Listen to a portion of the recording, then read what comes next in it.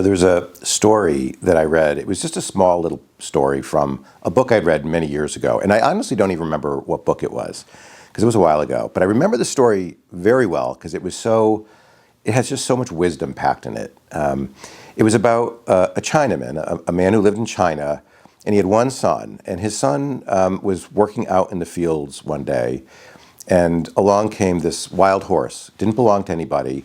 And the son tamed it, brought it home, and said to his father, "Hey, Dad, look what I have. This wild horse. It doesn't belong to anybody. It's ours now." It was so fortunate, that it just came along. And the father was so grateful. He said, "Oh, my son, that truly is wonderful. Now that we have this horse, that's great." So the next day, the son went out and actually took the horse for a ride. It was on the horse, and the horse threw him, and the son broke his arm. And came home, and the father, set the bone and put a little cast on or whatever he did, and said, "Oh, my son, how unfortunate that you found that wild horse. If you hadn't, you wouldn't have broken your arm, and now you can't work out in the fields, and that's just so unfortunate."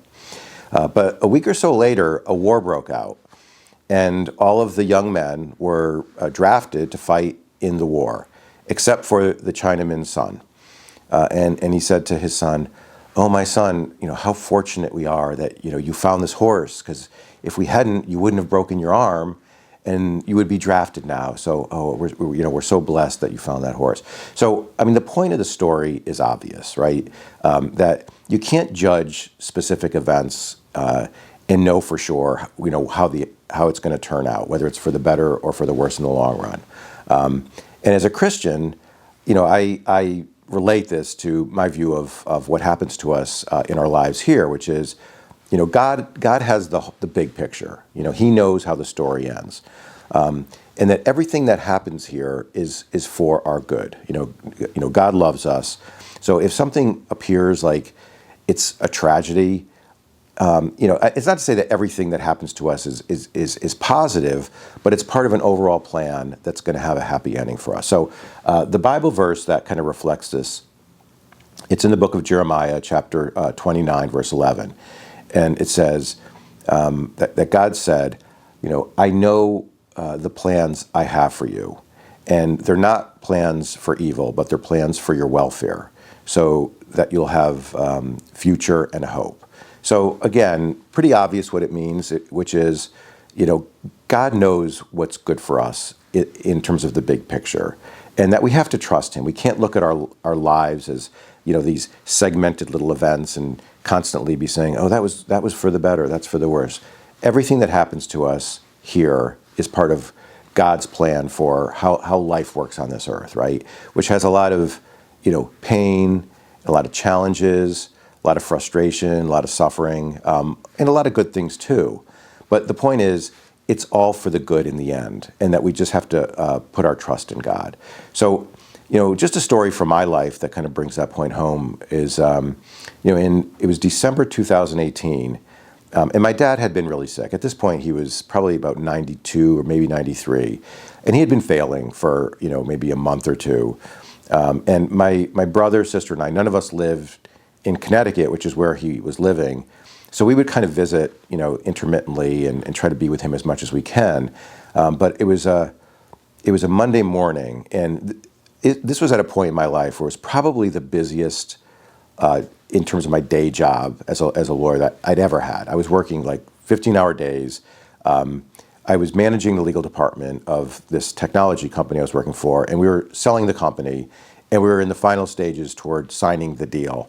And as I said, it was a Monday morning, and my sister called me, and she had been with my dad that weekend and said, "Dad passed away this morning." And of course I was like heartbroken, but I had to talk to our outside counsel who was running the deal, and he gave me this list of all these things that had to happen in the next few days. And I said, "Look, I'll work nonstop, today and tomorrow, but Wednesday I've got to go home to Connecticut because my dad passed away." And I wanted them to know that because I couldn't work past the next 2 days. And I just jammed. I would have loved to just start my grieving process, but I just had to put it out of my mind just to get this work done. And I did. So went home, for the wake, everything was, went normal. The funeral was very sad, but family members had come, friends, and everything else. But the day of the funeral, it was pouring rain out, and I remember we were in church that morning for the funeral service, and when that was over, the priest called us aside, like my brother, my sister, myself, and our spouses, and said, "Look, it's like a deluge out there. Even though obviously the tradition is we go to the cemetery, say prayers over the casket, and then come back, for the mourners' dinner. We can do that here in the church so that everybody doesn't get like soaking wet." And then he said, "Alternatively, if you want, I'll go to the cemetery with just you guys, and we could tell everybody else to stay here, or you can certainly tell everybody they can go to the cemetery, but it's just raining so hard. I don't really recommend that." So he left us to discuss it. We were all talking about it. We didn't know what to do because that's just part of the process. Is you go to the cemetery, after the funeral service, and that's kind of where you kind of leave your loved one where they're going to be buried, and saying the prayers over by the gravestone and all that is just an important part of the process. So we were debating back and forth, didn't know what to do. We didn't want to like impose on the people at the funeral, and so we said, well, what would Dad do? What would Dad want us to do? And my sister-in-law had great wisdom on this. She said, well, if it was somebody else's funeral, your dad would say, well, of course we're all going to go to the cemetery. But if we asked him what to do on his funeral, he would say, like, definitely don't go to the cemetery. And I said, you're 100% right. I'm like, we got to go to the cemetery. So we had the priest announce that, just the family was going to go to the cemetery. Everybody could stay there. They're certainly welcome to come, but they shouldn't. There's no need to because it's really pouring out. So we went, and we the family, we went in the limo that the undertaker provides. We went to the cemetery, and as we were walking to the gravestone, again pouring. Some people had umbrellas, some didn't. One by one, the cars came from the church, one by one, and it was. Everybody from the church came to the cemetery, and the fact that it was raining, it just made the whole ceremony that much more poignant. And my dad, he was a World War II vet, so one of the nice things that the service does, and we took advantage of this. We had the two soldiers come, and they do like a 2-gun salute, and there's a ceremony where they have the American flag sort of over the casket, and then they fold it up and they put it in this like sort of triangular little box and hand it to us. And when it was just pouring rain, and you heard the 2 guns go off, and they did the flag ceremony, and just all the mourners were there. Everybody, we were all there together. I can't even describe the feeling of. It was just such a testament to how great my dad was, that everybody came out there in the rain. He wasn't perfect, but he was an awesome guy. There's a couple things that, when I reflect on this, that one event that I really think about. The first thing it reminds me of, it goes back to the story of the Chinaman, which is, sort of moment by moment, we can't evaluate whether something ultimately is good or bad.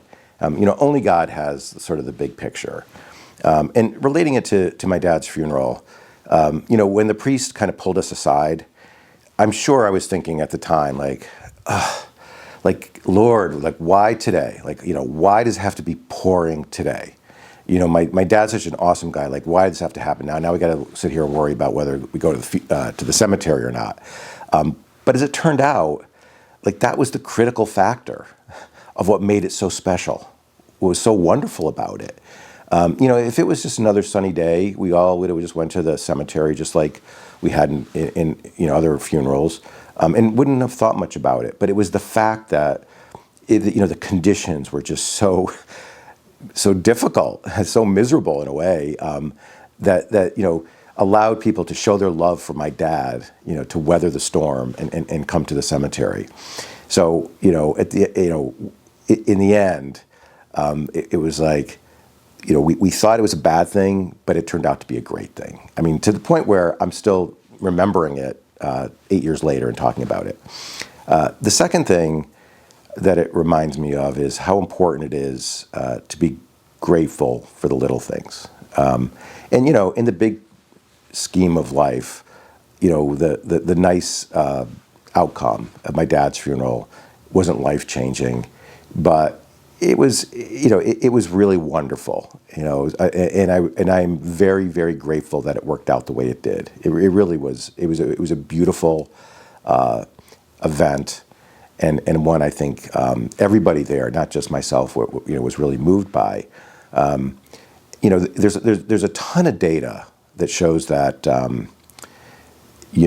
being grateful actually makes us happy, and when we're happy, we actually have a much greater likelihood of success in this life. I actually did a video on this, and I'll post a link to it. The name of the video is God's Directive that will actually unleash your superpowers. So as I said, I'll post that. But the point of it is that the scientific data. There's a lot of studies that prove this. That prove that we've had it all wrong. We have it backwards. The way we think about success is, you grind it out. You bust your butt. You work hard. You become successful. You make a lot of money, and that leads to happiness. But again, what these studies show, and there are a lot of them, is that it's kind of the opposite in terms of the order.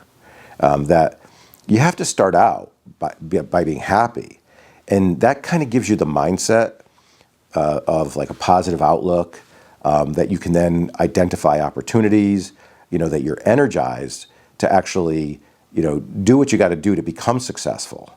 So sort of the starting point is, well, it raised the question, well, how do you be happy? And again, the data shows that one of the main ways to become happy is to be grateful. So being grateful is a good thing, not just because the Bible tells us to, be grateful in all things to the Lord for all his blessings, but it actually helps us to become more successful. If you're grateful, you identify all the good things and sort of remind yourself of those, and then you thank God for those. And that makes you happy. And it's not just the big things, even the little things. You kind of like point out to yourself like the little things in your day that make you happy, that make you grateful, which again makes you happy and leads to health, happiness and success. So I'll leave you with that thought for today, and then also just a picture of my dad, Christy George Demetros, in his Navy uniform here. So, and we'll see you next time.